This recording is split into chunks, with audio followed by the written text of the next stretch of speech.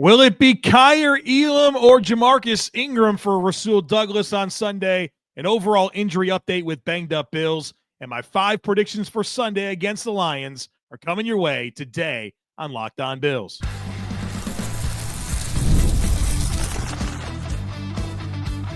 You are Locked On Bills, your daily Buffalo Bills podcast. Part of the Locked On Podcast Network, your team every day. What's up, Bills Mafia? It's Joe Marino, author of Go Bills and Buffalo's Run, also the co-host of the Locked On NFL Scouting Podcast, and I'm your host of Locked On Bills. Want to thank you for making Locked On Bills your first listen every day, and a big welcome and shout out to our everydayers. You know who you are. Those of you who never miss a single episode, I appreciate y'all being here very, very much. I'd also like to invite you to subscribe or follow for free on YouTube or wherever you listen to podcasts. We're part of the Locked On Podcast Network, your team every day. Today's episode is brought to you by FanDuel. You can start the season with a big return on FanDuel. New customers can place a $5 bet, and you'll get started with $150 in bonus bets if you win that first $5 bet. Just visit FanDuel.com to get started. Well, folks, welcome in. Time for our last conversation before the Buffalo Bills face the Detroit Lions in Week 15 of the 2024 NFL season. We'll finish the episode with the rooting interests and predictions for the game. We'll get to Dr. Kyle Trimble of Banged Up Bills in segment 2, but we start with a very interesting storyline that has developed over the last week where Rasul Douglas has been ruled out for this game against the Detroit Lions. And the question is, who's going to start in place of him? Will it be Kaiir Elam or will it be Jamarcus Ingram? The last several weeks, Jamarcus Ingram has been active over Kaiir Elam on game days. And I rationalize that by saying, well, Jamarcus Ingram brings value on special teams. He's also a more versatile player. You know, Ingram has been the dime defensive back. He has experience in the slot in addition to playing outside. Plus, he actually can help on special teams. Those are not necessarily things that Kaiir Elam can do. Kaiir Elam is an outside corner. And so it made sense to me that Ingram would get the opportunities to be active on game days over Elam, with the exception being if somebody actually had to start at outside corner. And so here's that scenario. Rasul Douglas is out. He will not play. And so you would think it would be Kaiir Elam, but the messaging this week from Sean McDermott has not confirmed that. Sean McDermott was asked this week about the specifics of Ingram dressing over Kaiir Elam, and Sean McDermott said, everything is earned. And then he went on to elaborate and say, well, someone could have earned it more. And then when asked who was going to start if Rasul Douglas couldn't play, he said, we'll see. He was asked about it on Friday, and Sean McDermott said that they had a good idea as to what the plan was going to be, but the Friday practice would sort it out. But he had a good idea as to where it was going to go. Point being, he didn't come out and say it was Kaiir Elam. And so the confusion surrounding the Kaiir Elam situation hasn't gone anywhere. Whenever Kaiir Elam has been asked to play for this team, I think he's played reasonably well and has made some pretty significant plays. Interceptions in the playoffs. Picking off Patrick Mahomes in the red zone. Some big tackles. They might not beat Miami in the playoffs a few years ago without Kaiir Elam. Has he made some mistakes? Sure, but you'd expect that for a young player that hasn't played much. I think overwhelmingly, he's been at least solid. Yet, we continuously find ourselves in these situations where the messaging certainly isn't overly favorable from Sean McDermott or whoever from One Bills Drive regarding Kaiir Elam. And the reality is, I don't think anybody knows what's going on here that's not in that building. I can't tell you what exactly it is, but something behind the scenes is going on where they don't feel like Kaiir Elam is doing everything that he's supposed to do to be in these opportunities, because it should be a slam dunk. This is a first-round pick. Obviously, you can live with Benford and Douglas starting over him because those are great players, and Benford's better than Elam. It is what it is. But we're to the point now where Jamarcus Ingram may have this opportunity over Kaiir Elam. And it's not a John Butler thing. That was a big storyline last year and in the previous years, that maybe Kaiir Elam and former defensive backs coach John Butler just didn't get along. Well, here we are. John Butler's no longer part of the mix. Jamil Adai's the corners coach, and it's week 15, and the Bills need someone to start at corner that's not Douglas or Benford, and the coaching staff won't come out and tell us if it's Kaiir Elam or Jamarcus Ingram. Something's up, folks. Something's up with Kaiir Elam and whatever path he's supposed to be on. Evidently, he's not, because if he was, this wouldn't be a conversation we're having right now. So obviously, I'm very fascinated to see how this plays out and who gets those first snaps, or who gets that start on Sunday. Sean McDermott said the plan would be for it to not be a platoon, that whoever starts, they want to play the whole game. So we'll find out a lot here in the coming days on Kaiir Elam's status with the team. And obviously, if he does start and he does play, big opportunity, right? Because more than likely, the way this is trending is that this will be Rasul Douglas' final season with Buffalo. He's an aging corner. That's a expiring contract. This just doesn't make sense to me to extend him. And it's not like he's playing at this all-world level this year where you're like, man, you got to try to squeeze whatever is left out of Rasul Douglas. I think you pretty comfortably say thanks for everything. And you look at next year, 2025, as a competition between Kaiir Elam, a competition between Elam and Jamarcus Ingram, and then some other investment, whether it's a modest veteran, whether it's a draft pick, that those three people would be in competition to start opposite of Christian Benford. So obviously a huge opportunity for Kaiir Elam. And I guess what's disappointing about it already is, like, even if Elam plays and he plays well, it's disappointing that right now we're wondering. And it's confusing because, I don't think anybody that's not in that building can actually tell you what's going on. Other than, for whatever reason, he continuously doesn't meet expectations and other people get opportunities over him. Some other things that are going on. The Bills opened the 21-day practice window for Dewan Smoot, the defensive lineman, and linebacker Balin Spector to return from injured reserve. And Tylan Grable, they're going to have to make a decision on him quickly here, because his 21-day window is going to expire soon, and he'll either have to stay out for the season or they have to put him on the roster. So with that in mind, potentially there's some corresponding moves that are coming with Smoot, Grable, and Spector that presumably will join the active roster. My speculation on where those spots go would be Grable. I think Will Clapp is going to be released for Tylan Grable if that winds up happening.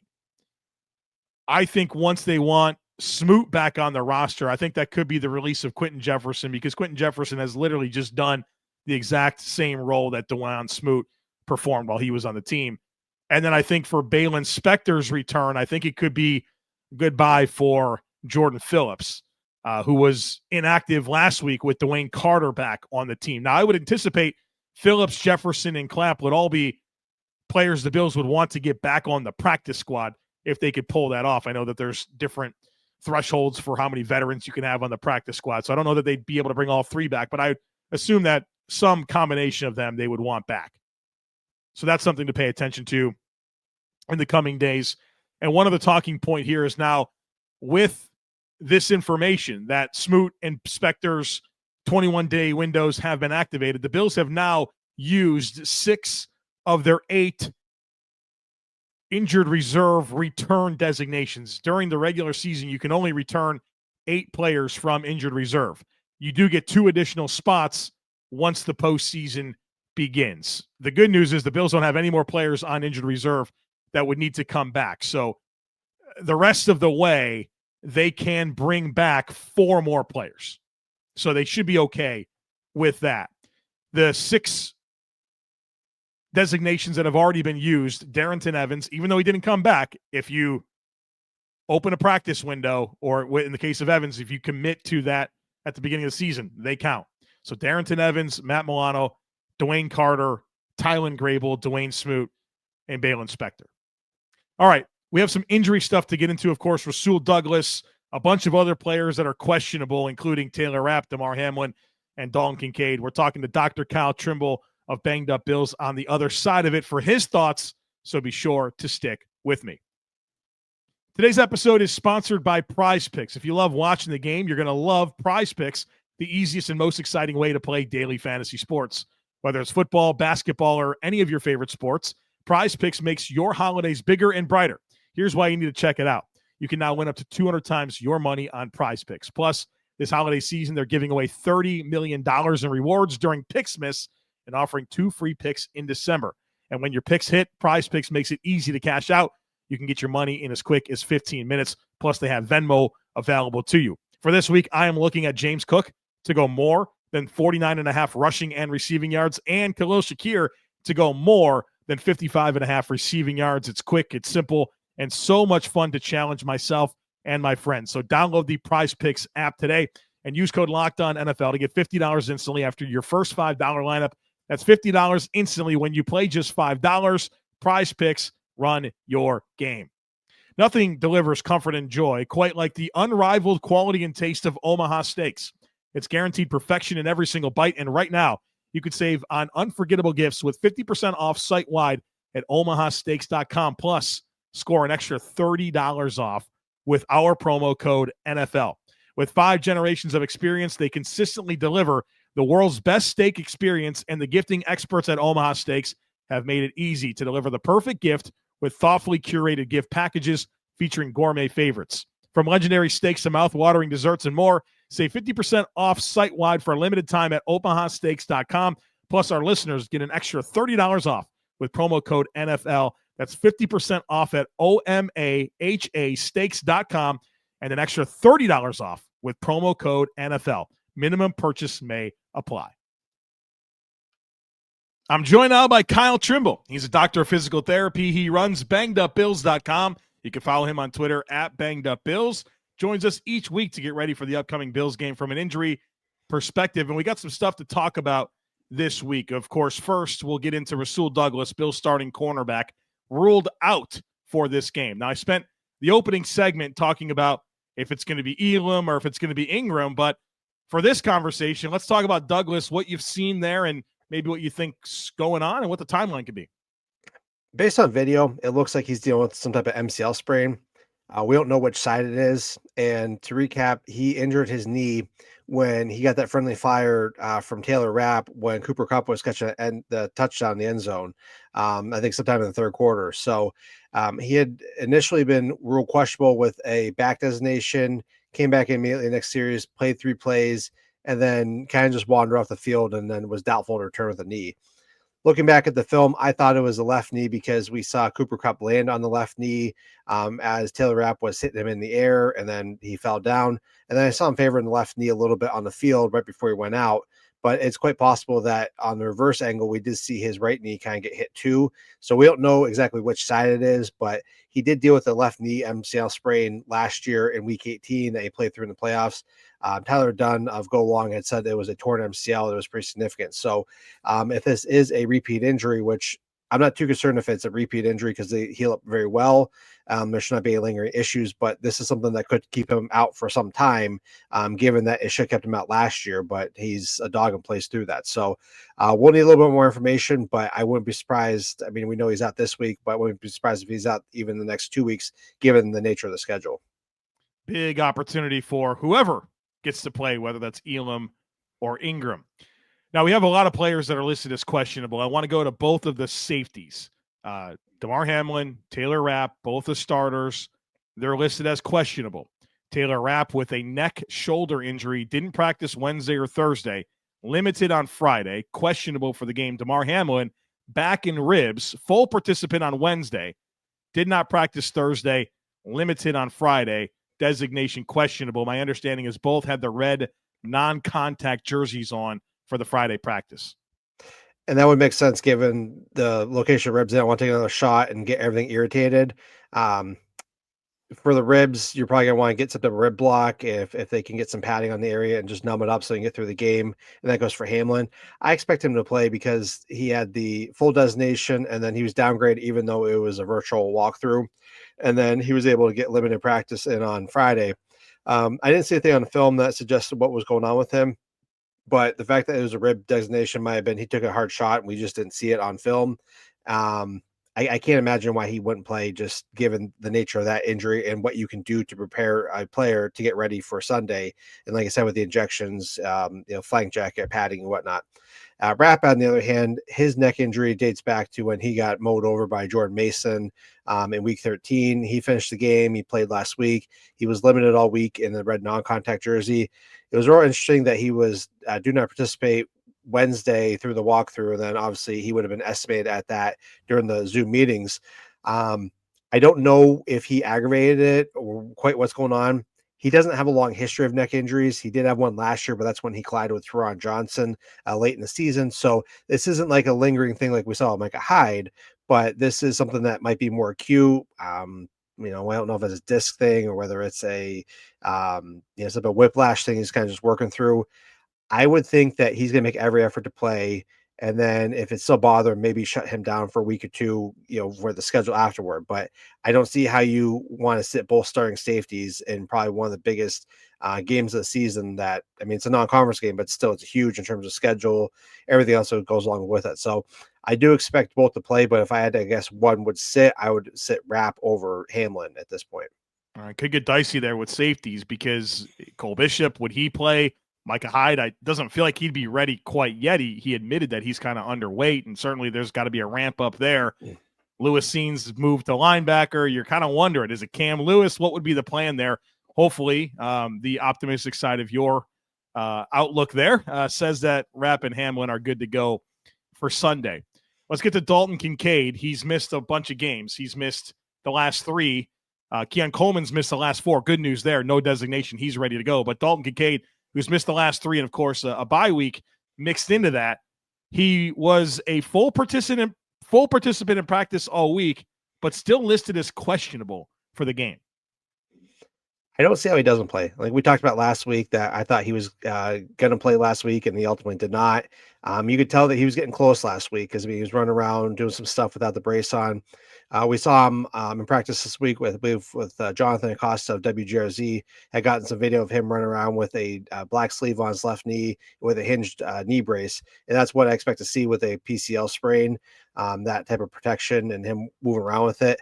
If he doesn't play this week, I don't know what would be going on. I mean, this is an ample enough time frame given plus the break to heal up. And we know that PCL sprains can have a wide variety of time frames for the severity and position, but having a month off like this, he should be ready to go. So if he doesn't go, then we're not having the full picture then. All right. Well, it looks like a lot of good forecasts from you so far today, Dr. Kyle Trimble. Quentin Morris, the other tight end. Both these guys missed last week, right? So Dawson Knox was the starter. Zach Davidson elevated for a 3rd time. So he's out of elevations until the postseason. Quentin Morris, interesting situation. We know he's had the shoulder all year long. The groin, I'm guessing, is what caused him to miss last week. Full participant in practice, but also listed as questionable. Absolutely. We don't know what happened in the game. I mean, he plays a lot of special teams, so sometimes you don't see that stuff on film, even when you're looking for it, despite the multiple angles we have. So I can't imagine why he wouldn't play this week. I mean, full participation. That always confuses me when they do that full designation and questionable. I don't have a good reason behind that. They do, but when you have full participation like that, the only time we see them ruled out is when they're on injury reserve, and that's a whole other beast in itself. Yeah, that's kind of a curious situation. I'm guessing he's probably going to be good to go as well. One more active roster player that is questionable for the game is reserve defensive end and special teamer Casey Toohill, rib injury, limited participant in practice Wednesday, Thursday, Friday, questionable for the game on Sunday. This is one I don't expect to play. I mean, that changes things up here, right? So what happened with him was midway through the third quarter, Kyron Williams burst up through the middle. Hill tried grabbing him with his right arm, kind of got dragged down. And based off the angle, we couldn't really see exactly how, like we saw him fall, but something happened where somebody either hit him in the front right ribs or somebody landed on him, and he came up and he was kind of grabbing that front part and then kind of came off. And we didn't even see him that was an issue with him until we got the updated information from Russell Douglas and Taylor Rapp with their respective injuries. And they said doubtful to return for Hill. Based off of where he grabbed, it looked like he had the rib injury like he has on designation, but there's a lot of rib cartilage in that area, just where it connects down with that sternum and then goes down into the false ribs. And then kind of just go into the lower rib cage area. That is a slow area to heal. I don't anticipate him playing because you can't inject that area with too much pain medication. You can only pat it so much because like you could put 10 pillows in front of it, you still deliver a hard shot, it's going to hurt. So like no matter what you do, you can only protect it so much. It's not like where if a rib fracture's in there, you can pat it and then inject it and numb up the area.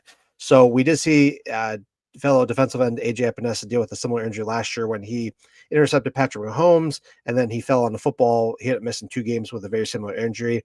I would not be surprised if Hill misses that same time frame. I was surprised he was able to even get out there at all, but we have a lot of guys on the defensive line. Let him rest and be ready for the playoffs. Yeah, it could be an uptick for Javon Solomon, maybe Kingsley Jonathan off the practice squad, some other options as well. The last thing I want to get into are a couple of players that their 21-day window to return from injured reserve was opened, and that's defensive end Dawuane Smoot, who has been out with a wrist injury. Balin Spector, the linebacker, he's had a calf injury. Both practice all week, full participants, labeled as questionable. I'm guessing the decision here probably has a lot more to do with whether or not the Bills are ready for them to be back, which would mean a roster spot. And I talked in the opening segment about what the possibilities there are, in addition to Tylen Grable, who the Bills will have to make a decision on very quickly here because his 21-day window is going to expire. So shortly after the game, we'll find out the fate there. But what's your kind of pulse on Smoot and Spector? Spector is if there's a roster spot. That's what it comes down to. I mean, he's a valuable special teams guy, but just who do you cut off the roster, bring him back on? So we'll just see what happens with him. As for Smoot, he's interesting because it looked like he suffered a broken wrist against the Dolphins week 9.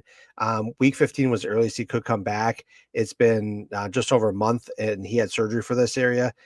He was very, very confident when he was talking with the media, and the clip from Alex Brasky from the Tavia Daily News, he had said that if he wasn't ready, he wouldn't be practicing if he wasn't ready. Yeah. So I thought that was real interesting. I thought it would take him a little bit more time. We haven't seen any practice how he's moving around, how much bracing he has on, how much gripping he can do. If he can come back this quickly, great. He's a great addition.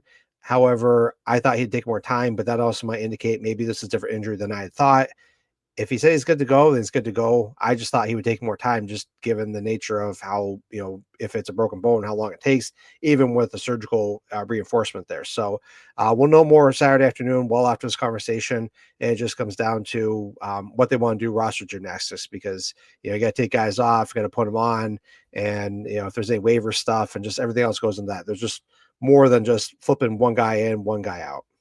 Well, great information today, Dr. Kyle Trimble. Like you mentioned, though, Saturday afternoon is going to tell us a lot more, where at 4 o'clock, they'll announce any practice squad elevations and likely any other types of moves where a player would be activated and the corresponding move, like what happened with Matt Milano a few weeks ago. So pay attention to that. And, of course, if you're part of the subtext community, I'll send that right to your phone. If you want to be part of that, there's a link in today's show notes to join. As always, Dr. Kyle Trimble, thanks for being here. We'll talk again next week.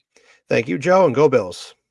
Get ready to tackle the NFL action with FanDuel, America's #1 sportsbook, because right now, new customers can bet $5 and get $150 in bonus bets if you win. The FanDuel Sportsbook app gives you everything you need to place live bets on the NFL all in one place. So when you get a hunch in the middle of the game, you can check out the latest stats, view live play-by-play, and so much more on the same page where you place your bets. Just visit FanDuel.com to join today. You'll get started with $150 in bonus bets if you win your first $5 bet. And if you want to get in on some of this action for the Bills game against the Lions are favorites, 2.5-point favorites. So you can get Josh Allen in points. You can take that money line, be a nice little payout. And also the over-under is set at 54.5. That's FanDuel.com.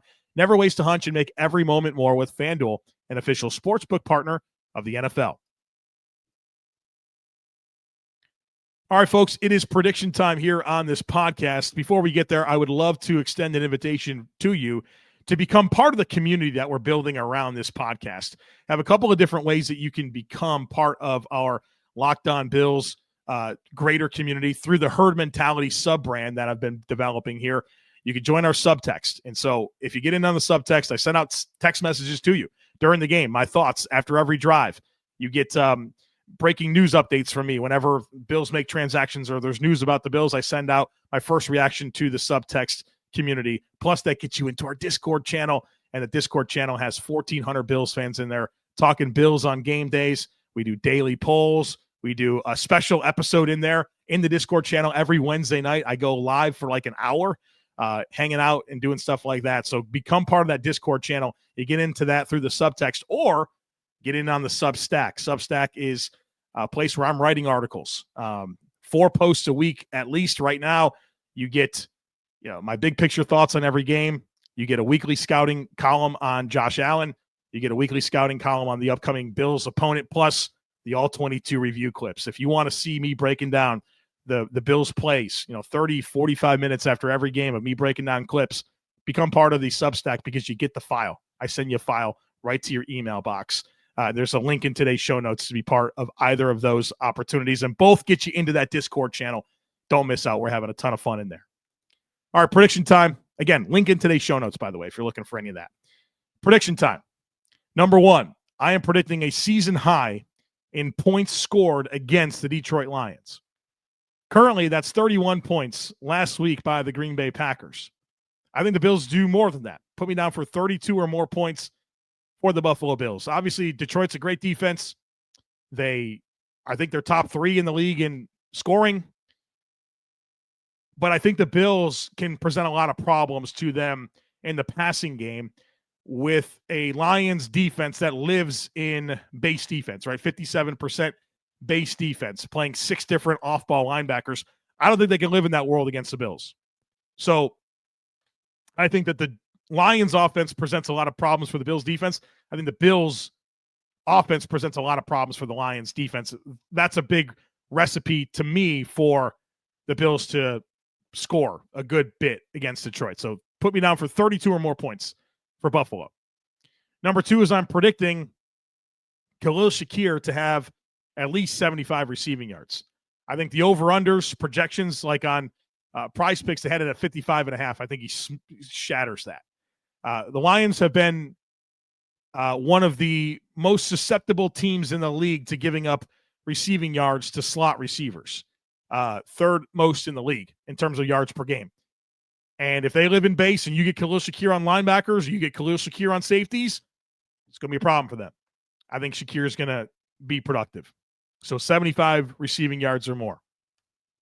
Number 3 is put me down for 50 rushing yards or more for Josh Allen. Josh Allen has cranked up his contributions on the ground. Over the last 4 games, he has 33 carries for 205 yards and 6 touchdowns.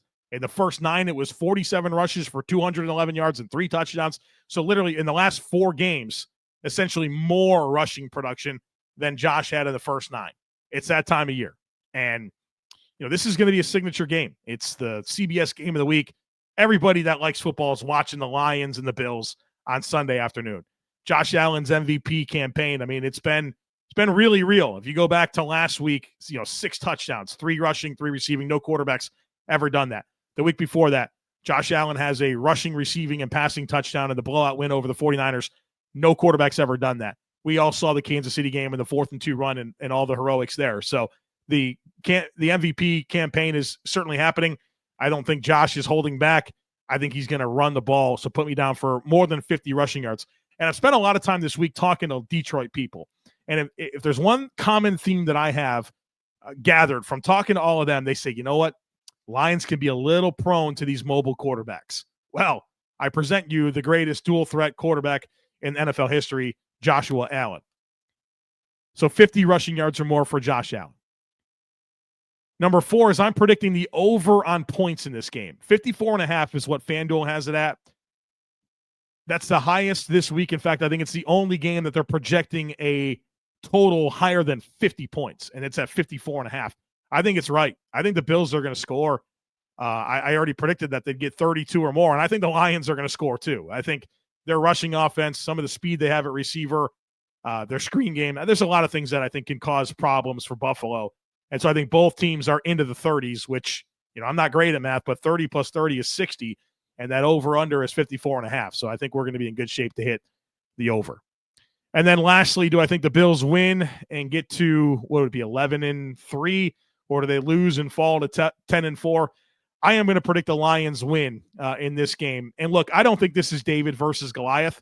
I know that I gave a rosy review of the Detroit Lions in the primer, and that's because they've earned it.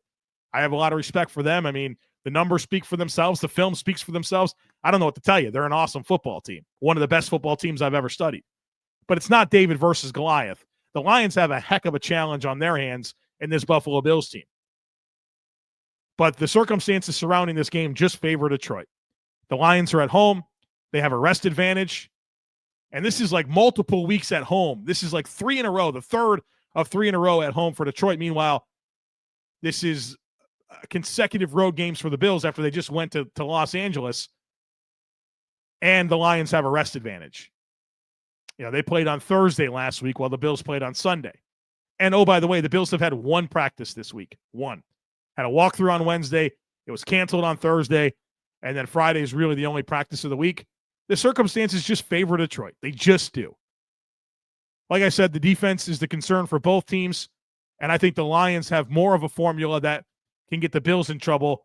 And, boy, I hope I'm wrong. I hope that we come back. It's Victory Monday. And I'm wrong just like I was in week 2 when I foolishly picked Miami to beat Buffalo. So that's that. And I'm excited to watch the game. I'm rooting for the Bills. I don't pick against the Bills very often. And I never care more about my predictions than I do the Bills winning a game. So again, not David and Goliath. I think this is like a 35-33 type game, 35-31, something like that is what I'm anticipating. And so whichever team can make one more play, whichever team can make one less mistake probably is the winner in this one. As far as rooting interests go, 2 games are very important outside of the Bills beating the Lions. But, of course, the pursuit of the number 1 seed, that's what we're really looking for. And then if we can't get the 1 seed, we want, the 2. Browns want them to beat the Chiefs. I don't know if that's going to happen. Obviously, Browns are not having a great season, but it would be helpful if they could beat the Chiefs, obviously. And then Eagles over the Steelers. Of course, the Steelers, the number 3 seed, and you'd love for them to lose that one. And the Steelers have some tough games. They've got Philly, Baltimore, Kansas City, and Cincinnati to close out the year. So I think they're going to get some losses, but we'd like to kind of get them out of the way. And if the Bills can't be the 1, then let's be the 2.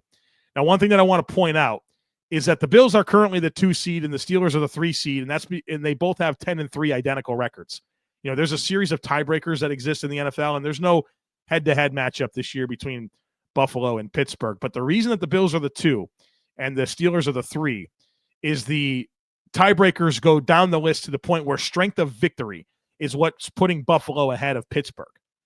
And with that in mind, you should be rooting for any team that the Bills have defeated this year to win, right? That's going to be helpful for Buffalo to maintain that tiebreaker over Pittsburgh, because right now that's what it comes down to, strength of victory. That's why the Bills are currently the 2. And what complicates that is, of course, the Bills have the Lions this week. You'd love to beat a team that's going to be as good of a record as Detroit. But then it's the line. After that, it's 2 against the Patriots and 1 against the Jets, who both have terrible records. So that's going to kill the Bills' strength of victory.